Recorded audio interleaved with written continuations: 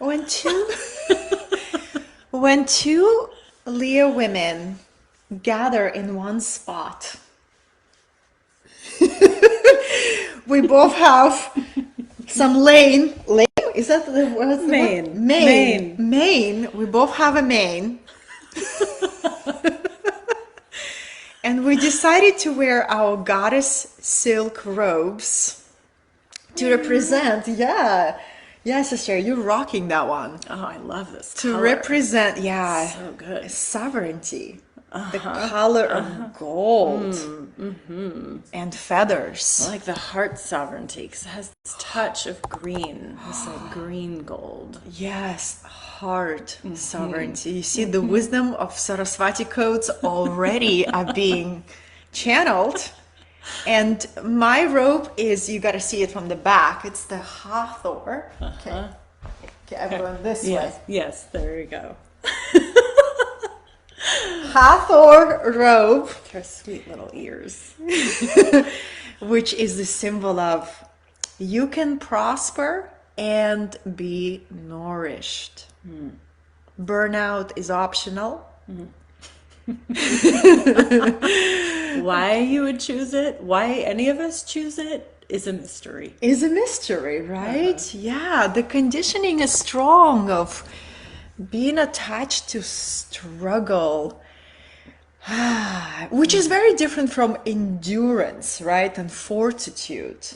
I feel like for me, when I am being summoned to cultivate fortitude for the cause that matters, I do it with an inner smile, right? And struggle is like where I'm pushing in the direction where spirit is not asking me to go. And I'm exerting a lot of effort that is not necessary because I'm not comfortable being still and listening for guidance. Well, there's so much right now, I think, that we're learning too about resilience, like the importance of being resilient, and yet redefining or maybe remembering the original definition of resilience, which is not muscling through. It's not overriding our needs in order to, fulfill ambition. It's actually deep, deep, deep care. Deep care for ourselves and learning how to play the long game. And hello, beloved community. This is my divine spirit sister, Britta, also known as Saraswati, in my world. And Britta and I go way back. We actually did a live stream in my sweet little Laguna sanctuary where Britta brought this conversation of spirit feeds beauty. Literally one of my favorite phrases that I took away from that conversation. And she gave me this, she encouraged my intuitive love for beauty. And she was like, yes, because spirit is attracted to beauty. So Britta has made a pilgrimage to my sanctuary.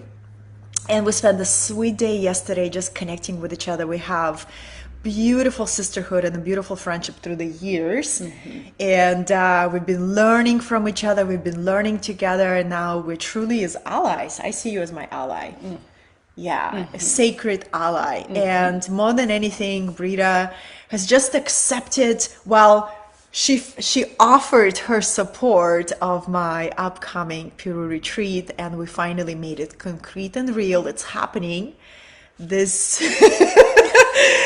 who is gonna bring the music mastery to Peru 2023? Saraswati. Yeah, Britta. I'm so excited. And I love, may I share how you call your instruments your harem? Yes.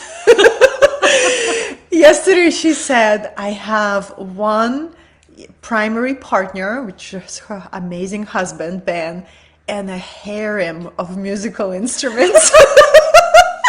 Which are my lovers. Your lovers. That's how Yeah. I get my rocks off.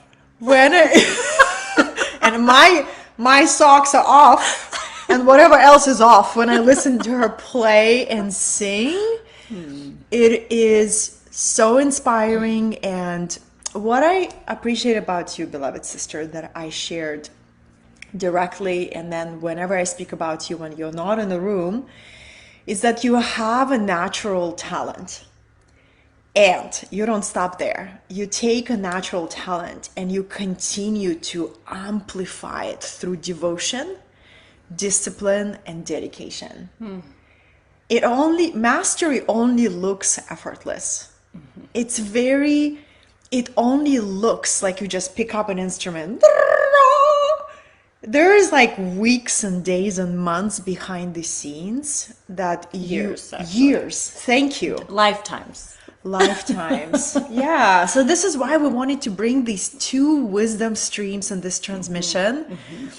I represent the Lakshmi wisdom and Britta is presenting Saraswati wisdom, because inviting these two wisdom streams together will support and nourish your business, your leadership, your parenthood if you are a parent. This is a universal opportunity, right, for all humans to connect to creative mastery and to limitless abundance through the beautiful goddesses that are Lakshmi and Saraswati. Yes, and earlier this year in a conversation with Katerina, you really invited in this merging of Lakshmi and Saraswati for me. And before that, I was seeing them, and of course, they are their own sovereign entities. And yet, when they weave their artistry and their abundance and their prosperity together, what really came through was, right, this is generating prosperity with our creativity, which is the embodiment of beauty, right? It's that flourishing lotus that is ever opening, sourced by creative energy, which is infinite and cyclical. Which is worth noting too, because I think sometimes with creativity we look at it as well, it's certainly the source of revenue for some of us, right? We rely on it. And so sometimes I think, and maybe this is even through like a patriarchal lens, we want it to be always the same. Yes. Like, oh, I create and I create and I create. And then we forget that creation is one of three universal energies. So there's creation, there's maintenance, and then there's destruction, right? So I also feel like that's such an important part of the creative process, is allowing ourselves to be still, allowing ourselves to tear it all down and like burn it all down and then rebuild it again. Who is there with us? Are you drinking this wisdom that is already channeling through the stream? I love that you brought the three creative energies. I was so resistant to destruction cycle. I just noticed that in myself, that sometimes I hold on to my creations like, no, my precious little babies, you could, and they're like, we want to die. I was like, oh, you want to die? They're like, yes, mother, let us die so we can be reborn in a new way. So I actually let some of my creations die last week. And this is the process. I am truly dancing with the creator destroyer archetype right now. And it's the same thing. It's like allowing yourself to embrace the power of allowing something to die, destroying some your creations so they can be reborn as phoenix. Yeah. Well, it's funny that you say that you have so much resistance about it, because this coming from the woman who sent me the Kali Oracle for my birthday. That is so right. true. I mean, Kali, that is her energy. She is the sacred destroyer. And that's who's behind all of this. of course, of course. Yeah. I mean, there are so many archetypes of destruction, and I mean, it has such a fierce connotation, and of course, Kali is such an incredible embodiment of that fierce love, with like drinking blood and wearing skulls. And yet, I we're also in autumn right now. I know Katerina is deeply archetypal in her work, as am I. And I've been doing a lot of work personally and also in my mastermind with seasonal archetypes, and really inviting myself and inviting my clients and students to deepen into not just let me launch this because I feel like it, or let me create my life like this just kind of on a whim, but actually, well, what's Mother Earth doing, right? And let me do what she's doing because she knows what she's doing, and I don't need to remake the wheel. So right now we're in autumn. And autumn is destruction energy. Autumn is, right, the leaves are falling off the trees. So this is definitely the time to be shedding, to be trimming dead limbs, to be, trimming the fat, like pruning our offerings, our business, right? Like simplifying. Simplifying. Yes, Etemizing it.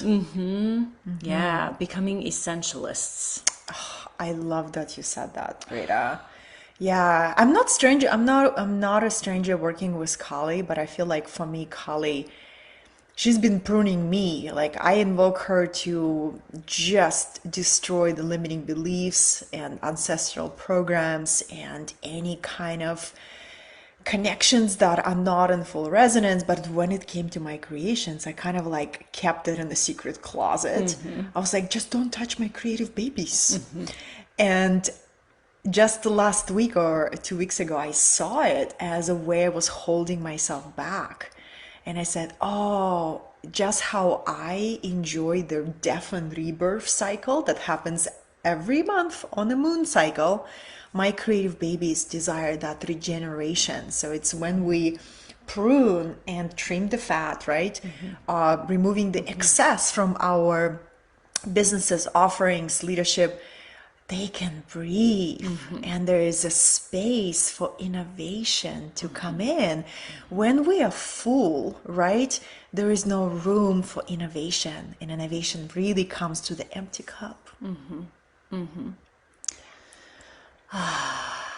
And where did I read it? I read it somewhere recently that we, as creators, assuming that everyone here with us, hello beloveds, that you're all creators and creatrixes also, right? And as creators, like we know just how much prana flows through us when we're creating, and we want to be creating all the time. And yet rest is crucial. And I read somewhere just this beautiful reminder that if the sun shone 24/7, 365, everything on the planet would be dead, right? So we need the nighttime, we need the moonlight, we need the cooling energy of night to rest, to replenish, to restore. And I feel like it's that same cyclical energy of not expecting ourselves. And I feel like this is, again, like very patriarchal expectation of like expecting the same delivery and the same outcome and the same results and sameness, right? Which actually is not even creation. That's the maintenance energy. Yeah. And that too is temporary, right? All three of those phases are like, we can't get too attached to any of them. And I think for me, the more that I lean into like, oh, okay, this offering or this phase that I'm in kind of a maintenance phase, which means, okay, like that's okay. And at some point, I'm going to need to let some things die, and then I'm going to get to create again. So powerful. So powerful. Britta, I'd love to invite you to share about your relationship with Saraswati at the current stage. If like nobody ever heard about Saraswati, let's just take a chance. Maybe there's somebody who'll watch us on YouTube to be like, Saraswati, who? Well, I think of Saraswati as goddess of wisdom, of music, of learning. And so I think of her as the just, like ravenous student. Like the ravenous student, which is totally me. Embodied to the T.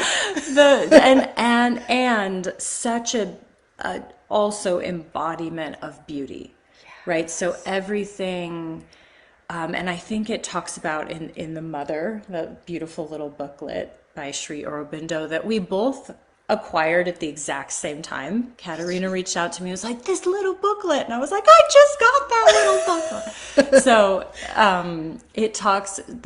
he talks about Saraswati also as not quite being, it's not like a perfectionism, because I think, again, perfectionism is not into it, right? But it's this expectation, and not even expectation. It simply is what is acceptable. What is acceptable is exquisiteness. That's what's acceptable, right? Anything less than exquisiteness, it needs some refinement, right? And I'm not going to beat myself up for that. And I'm going to work on it. I'm going to keep refining. And so Saraswati, yes, like riding the swan, playing her veena, always having books, always just the eternal student and devotional learner, and in that, of course, a teacher, right? Because she can share, right? She has all of this wisdom that she's acquired through her studentship and through her learning. And the natural next step for that is to offer that. So whether that comes through music, whether that comes through didactic teachings, or whether that comes through holding space, it becomes a transmission. And mantras too, sister, right? Yeah, because she's holding the malas, and she's when I hear you sing mantras, I go into the most celestial space, and it's just so powerful. And I learned this from you, from your Heart Song course, which is incredible. Britta offers voice as the spiritual practice. And it's such an incredible process that we lost as a society, right? You said it so elegantly that in our culture, we only see singing as performance. You can speak more on that with more eloquence. But I took it away as singing as a spiritual practice. And I always loved kirtan, always loved mantras. And it's the way we accomplish so many things. We cleanse our energy field. We open our heart through devotion. We connect to the community. And yes, I'm so glad Britta is coming to Peru. Peru! Has everybody heard that fact? I'm so excited about it. We're going to sing mantras and activate our voice, which is very important on the leadership path. Yeah. So yes, I am a singer and love singing all sorts of songs. And in Heart Song, which is my signature singing course, the very first lesson is called Singing as a Spiritual Practice. And the whole concept behind that course, and really behind my and many others, right? It's not mine. It's a collective remembering that's happening on the planet right now around singing, which is that it is our human's birthright. It is every human's birthright to sing and to dance, right? They're so, I heard once that in one of the African languages or dialects, singing and dancing are the same word, which I love. So I feel like they're one and the same, that they've both kind of been thrown into the bucket of performance art. So if you're not a performer, if you're not good, if someone didn't recognize you and point you out and say, oh, you have talent, come forward, perform for us all, right? If that wasn't you, then so many people have just harbor this belief that they're not singers, that they can't sing, that they shouldn't sing, right? And it's tragic because singing is the most empowering voice activator. I have found that it's the most healing method for the fifth chakra.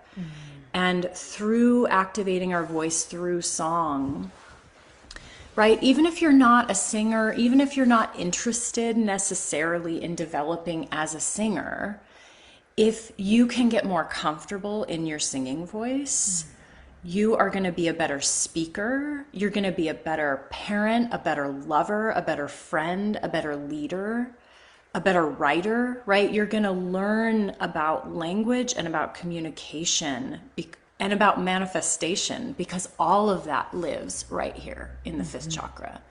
And we can't sing, we can't free our voice without having access to that channel. And the best way to do that is through song.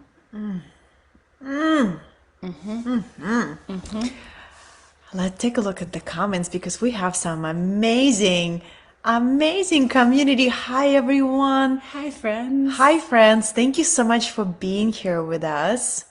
It's so good. Yeah, school choir put me off for decades. Totally. You see? Yeah. I've had my beloved Ben and I, we sang together in a non-audition, non-denominational community choir. When I first met him, he was part of this in LA, and it totally blew my mind because I didn't know this existed.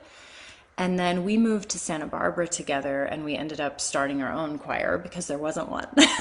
So we went and started it, and I can't even express how many sad, tragic stories that we've heard over the years of people in their 40s, 50s, 60s, 70s still carrying around that narrative from when they were 10.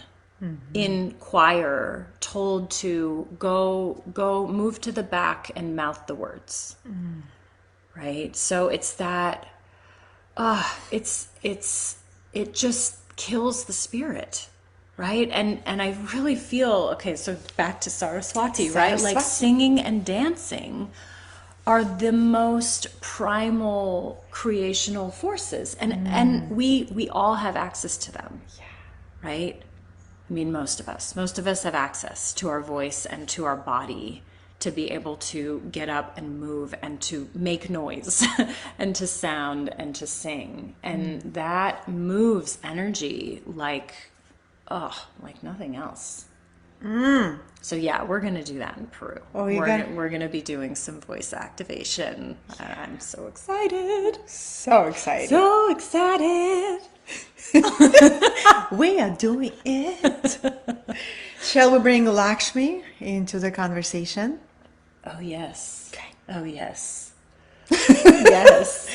Well, beloveds, Lakshmi to me is an embodiment of divine worthiness that is inherent for all of us. Abundance is deeply connected to our sense of worthiness. I'll just start there, right? And what I love about the story of Lakshmi, when she was called out from the quantum field and all the gods were watching with anticipation, who is this going to be, this new goddess that's going to just come out from the foam of creation, and she is coming out on a lotus, luscious and glorious and empowered and enlightened, and just gold is dripping and the coins and it's just, and there's just a limitless abundance, right? And my favorite story of Lakshmi is how she chose her companion, because all the gods began to fight whose wife she's going to be. Right? And they all start competing before she even fully claim her. Trying to claim her, right? That old ownership process. And she and she probably had a glorious hair too. She said, I'm gonna make my own choice. And she chose, did she chose Vishnu? I believe she chose Vishnu. And so. if I am not correct, please correct me. But she chose the being who had the most pure heart. And I just really love that story because Lakshmi for me is a beautiful inspiration of spiritual embodiment and prosperity. They are not mutually exclusive things. Actually, the more we awaken to the remembrance of who we truly are as spirit in matter, the more we begin to play with creation like it's divine clay in our hands, the more we begin to learn about these divine laws of divine prosperity and divine compensation. Thank you, Marianne Williamson. Amazing book. We So watched good. last So night good. Marianne Williamson. We're both big fans of her work. And she wrote a book, Divine Compensation. When I was transforming and transmuting deep ancestral poverty and lack patterns, and that book came to me, Divine Compensation, and it was like a great remembrance that when we put our life in service to spirit, all the abundance that comes to us, it doesn't come to us from people. It comes to us through people, from the Great Spirit, right? Really huge distinction that liberated me from any kind of fear or hesitation to ask for money for my services, to promote my services with class and style and also clarity and confidence. That's very Lakshmi way, because I know that whatever I receive it from Divine Mother through people, through sales of my services, through my digital babies, spreading my message, right? It's a very, very crucial distinction. And then the generosity of prosperous life. If we truly connect with the truth, there is a limitless abundance. There is no need to hoard. There is no need to associate our internal safety with a pile of money under the mattress or in the bank account, whatever is your choice. I come from Soviet Russia, where my grandmother still saved money under her mattress. Yes. Oh, ancestral. Do you think I was not impacted by the ancestral program? Oh, I was.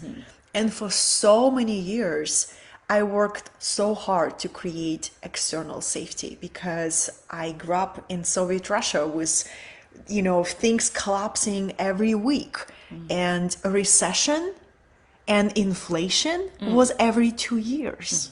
So when you grow up with that kind of environment, you stop listening to the noise of the collective and you take your power back and you say, where is my true security? And, I also met a lot of wealthy people who were deeply poor on the inside, and they could not sleep at night because they were so terrified to lose their wealth. And that also made me question, what is true wealth? What is true prosperity? And the true prosperity radiates from within. And what Lakshmi teaches me is to walk the path of harmony and generosity and beauty. And when we anchor that inner safety and inner prosperity within, developing our Saraswati skills and our gifts of service, that inner prosperity begins to express in our outer life. And eventually the inner and the outer becomes so transparent, is when you look at somebody's life, right, who walks this path, you say, oh, I can see your inner world on the outside, right? To me, that's the level of harmony that we all can access to. It's not going to happen overnight. Like nothing masterful can happen overnight. But this is the path that I choose to walk on. And it's so beautiful because then this abundance, it's abundance consciousness, abundance of creativity, abundance of choices, especially of choices of the right romantic partners. Because I love taking a flashlight and look into my psyche. Like, this turns me on. Self-examination with a big flashlight. I look into the crannies and crooks of my psyche. I'm like, did I just hear the voice in my own head that there's no partners in the field who are truly my equal? Let's dismantle that belief and install a new belief that there is abundance of choices. And what I'm practicing is a discernment who is the aligned match, right? I was talking to a friend of mine who was looking for a community of strong men that he could resonate with. And we were having this conversation. He's like, well, Katerina, there is just not many strong embodied men in this transformational community that I can align with. I was like, wait a second, are you open for some reflection? I never offer feedback without asking for permission. And he's like, yeah, I'm open. I was like, if you just pivot your statement from there is not many to there are so many, and I am being brought into resonance with them every day, closer and closer. And I just saw his light of illumination in his mind. He's like, thank you. It's a tiny millimeter shift. But immediately he went from contraction to expansion. And in 3 days later, he found the community he was looking for. 3 days later. So abundance of options, abundance of possibilities, abundance of insight, abundance of beauty, right? So abundance really starts in our thinking, and then abundance of time. I was supporting a really high-performing entrepreneur over immersion, and we actually found a belief that was preventing her from experiencing more pleasure in her life. And the belief was, there is not enough time. There is not enough time. There is not enough time. And I said, beloved, you are a goddess of abundance. It means you're a goddess of abundance of time. So time is a tool, right, that you use. And I could just feel the shift immediately. Like, oh, abundance of time.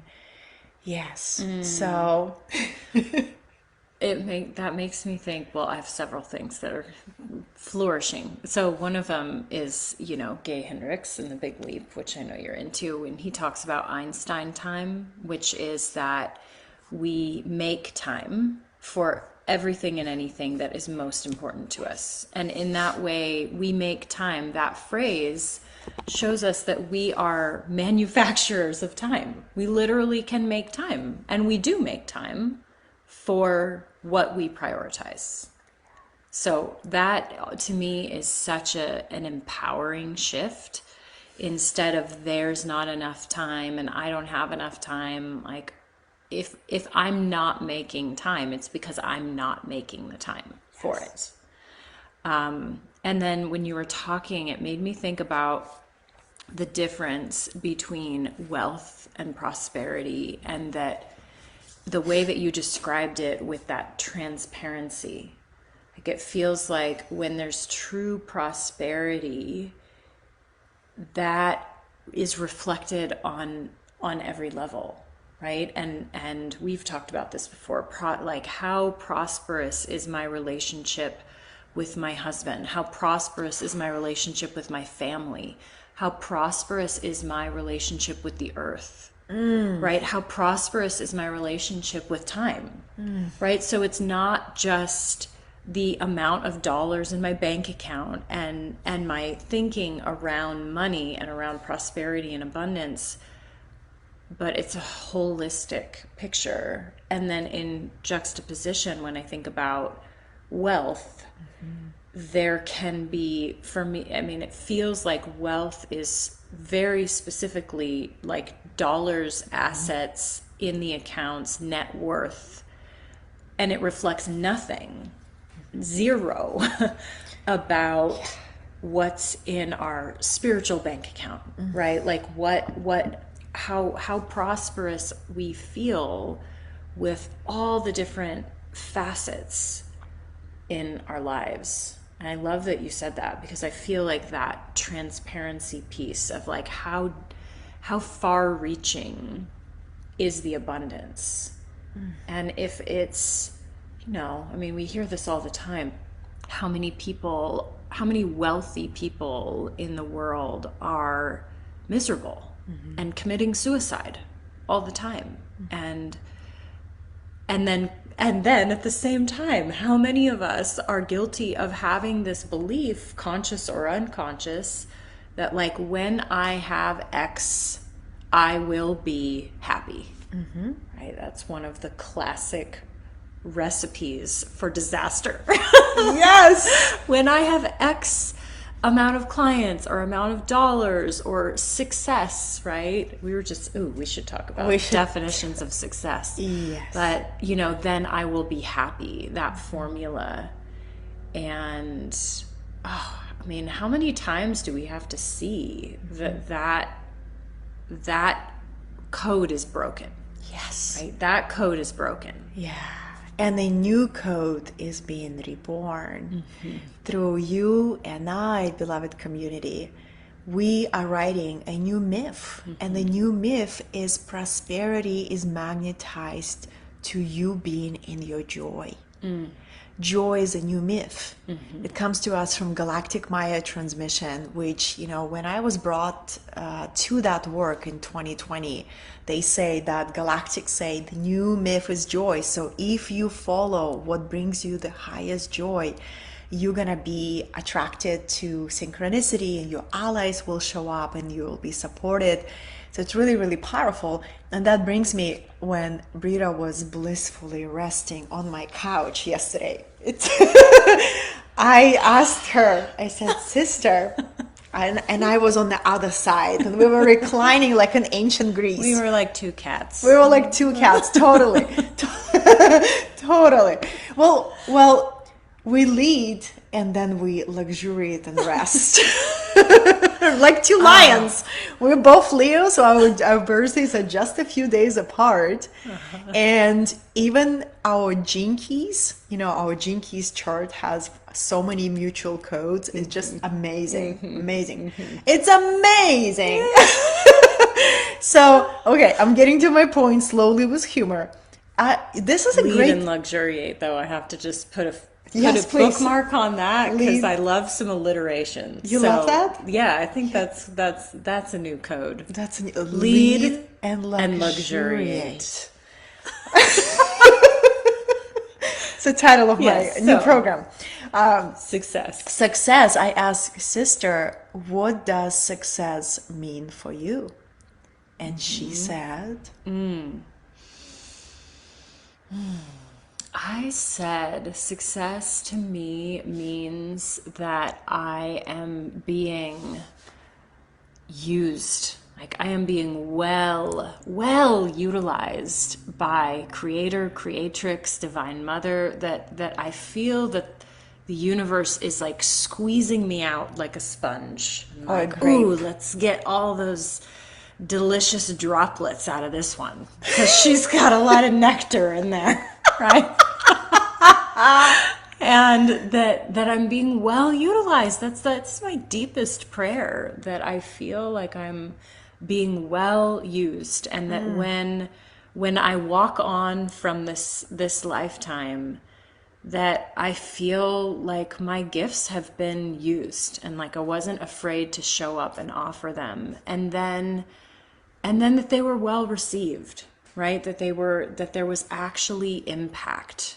So for me, success feels like I'm giving my gifts, and yes, of course, that's through my work, right?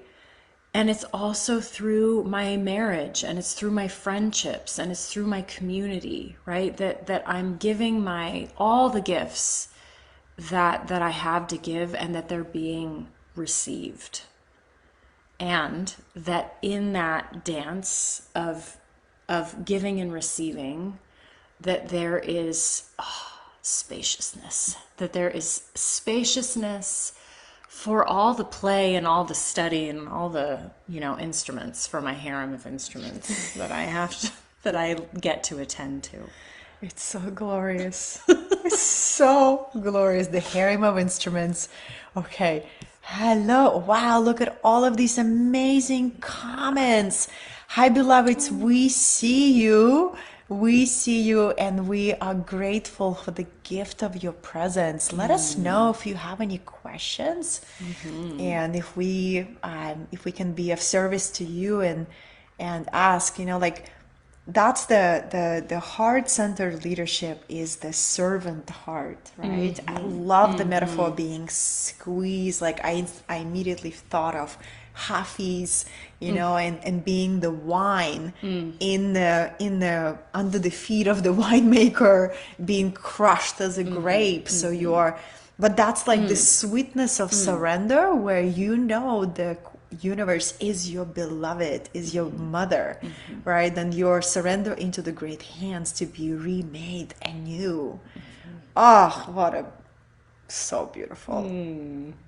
And what was your definition of success? My definition of success. I feel successful when I feel nourished and supported to do my very best work in the world. So much for me is about environment, and my environment is an environment where my senses are stimulated into a new level of divine inspiration.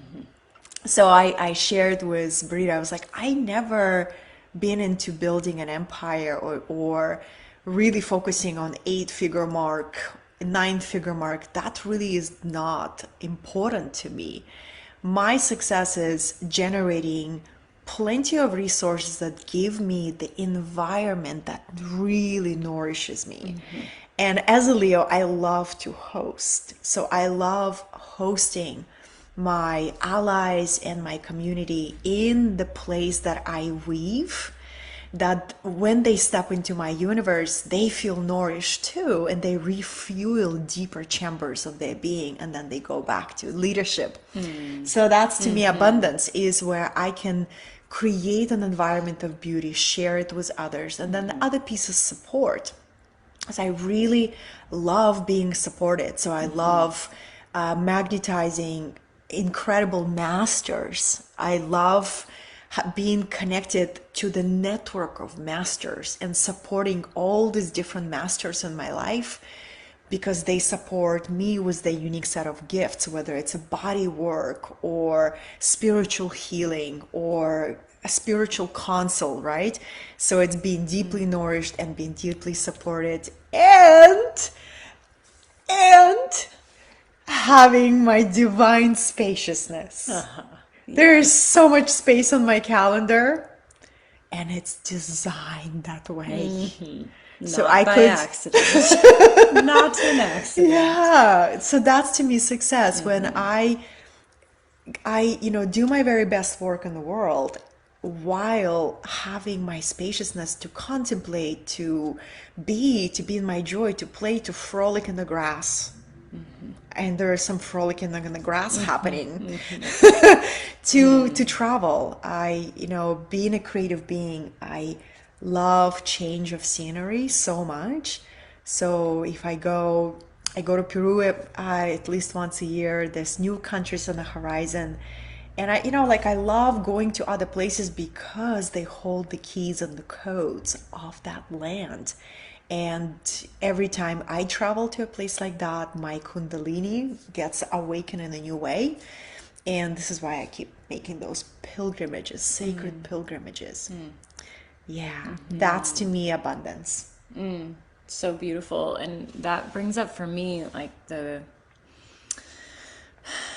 question that is so important for all of us to answer for ourselves, which is what nourishes me. Well, yes. Right? Like, what is my deepest nourishment? Because it's, I mean, on a certain sense, right? Good food, clean water, breath, rest, right? Those are the foundational pillars. And yet, in my gene keys, like my nourishment is beauty. Beauty. And 100%. That phrase, spirit eats beauty. It just resonates so deeply for me, because when I'm in beauty, which is, I've been so blessed in my life. I'm from Washington State on the Salish Sea, which used to be called the Puget Sound, but my home scene is like the forest with the water, with the snow-capped mountains behind that. Right? Like that's my home. That's my home turf, and it's where I feel home. And I just moved back to Washington last year. And it's so important to recognize for each of us what nourishes us, and then prioritizing that, right? And so bringing this back into the bigger picture of, right, creating, being of service, being of use, having it have an impact. And for me, part of that success is around being able to procure some land, right? And steward a piece of land in that beautiful place where I also get to host and bring people for beautiful, transformative space. And that, we were just talking, when I arrived yesterday, we were talking about diet. I was telling Katerina that I've been playing with more of like a carnivore diet lately. And we were just talking about, that I started out as a health coach, and even that, right? We both are on that train. So that question of what nourishes me, because we all are bio-individual people, and what really nourishes you is maybe similar, right? Mm-hmm. But different from what deeply nourishes me. And so I think knowing that for ourselves very clearly, and then of course making the choice and the time and the investment to deliver that to ourselves. Thank you, sister. So good. Mm-hmm. Yeah, we both were deeply nourished by cauliflower pizza last night. Oh, so good. We went into a pizza church that is 3 minutes away. Can you imagine? There is a pizza church, and they had the most amazing kombucha, hard kombucha. And for any international community, it's a kombucha with a tiny bit of alcohol. It just gives you a tiny little buzz. It's very popular in California. We are leading the movement here. There was a cacao movement that I discovered where the cacao train was moving really fast. And I was like, wait a second, cacao. And then I just discovered this amazing kombucha, because we were talking about how the more we mature, the more our bodies becomes delicate flowers. So I love red wine, love it, and my body has been giving me a very deep message. We're not fully in resonance with it anymore, because it's very difficult for this delicate vessel to really process it. Mm-hmm. So discovering of hard kombucha is just like, wow, thank you. It's so easy on the system. But we went to the pizza church yesterday and had a delicious pizza with cauliflower crust. Mm-hmm. And it was just so nourishing, such simple moments, right? It was so good. Yeah, so what nourishes you, beloveds? Sisterhood, brotherhood, companionship, right? And I've been really noticing, because sometimes my Saraswati code comes through and I become this deeply committed learner that just forgets about the world. And that was my pattern in the past, when I would be just like this mad scientist, reading all my books and just like in the portal. And those were quite undernourished experiences for me. I would produce some incredible work, but the body paid the price and I did not feel nourished. So, speaking from experience of knowing what that feels like, the importance of being nourished is so key, because then when we are nourished and when we are supported, our journey becomes sustainable, right? And on the learner, something else we've been talking about is this Strengths Finder test, which I just took last week. It's produced by a company called Gallup. And one of my top 5 strengths, of course, number 5 was learner. And so as I dug into learner, of course, as with all archetypes, I see the strengths as archetypes. I see everything as archetypes. So all archetypes have the shadow and the light, right? So the strengths, of course, have the obvious strength, and then they have the weakness. And so we can deduce what the strengths of being a learner are, and yet the weaknesses that I read, when I read them, I was like, oh yeah, oh yes, yes, yes. So the learning is like learning for learning's sake and not delivering results. Like learning and then not doing anything with your learning. Yeah. Right? So that really hit me, and I felt like that was such a good reminder as somebody. So if you're a learner, if you're an avid learner like the two of us, it was such a beautiful invitation of, okay, yes, learn 100% and implement and integrate. And in the case of being a mentor and a guide and a coach for people, how am I using those learnings for my clients? And it's so important, again, coming back to success, right? It's not just about me having myself being used and my gifts being used. It's about them being received and having impact, my gifts having an impact. And in order to do that, I really need to make sure that what I'm bringing through in my transmissions are creating results for people, right? So there's this really good follow-through piece that I feel like is a potent reminder for me right now as a learner. Thank you, Saraswati, for remind. That is such a powerful piece. The follow through, right? The what would it look like if we love the follow through just as much as we love the beginning of diving our learning teeth, or putting.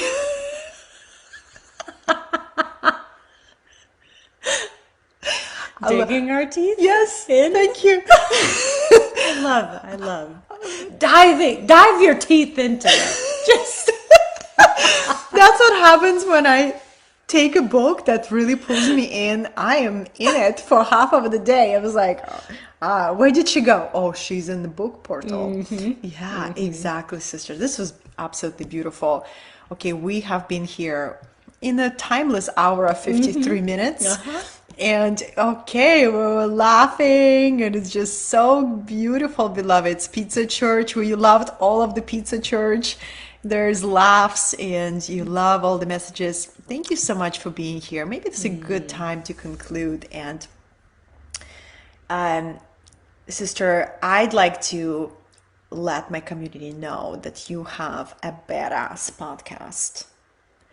Saraswati Code's podcast is epic. You can find it on Spotify. What's the name of it? It's called The Sage and the Song with an ampersand. The Sage and the Song. Britta Green Violet is my business alias, and my website is brittagreenviolet.com, 2 T's. And yeah, you can find my podcast. You can find some free downloads and courses and songs and all sorts of goodies. Yes. And I'd like to use this moment to share that we just have a few spots left for our Peru frolickings. And we It's gonna be so good. yes, it's gonna be so epic. I'm already there. I'm just gonna bring a few of my harem women instruments along with me, but So good. It's going to be good. So good. So we'll have more of Saraswati and Lakshmi transmissions spontaneously happening over a bowl of delicious Peruvian cuisine. So if you'd like to be on that pilgrimage with us, you are sacredly invited to consider, and I'll post a link under our video. After we finish this live stream, I'm going to post it on YouTube. I'm going to tag Britta. And thank you so much for the gift of your presence. It was pure delight, right? Yes. Pure delight. Yes. And we shall be back. I can't wait. Thank you for joining Leo TV. Leo. Where we lead and luxury. Where we lead and luxuriate. Leo TV, this is something great. Bye, beloveds.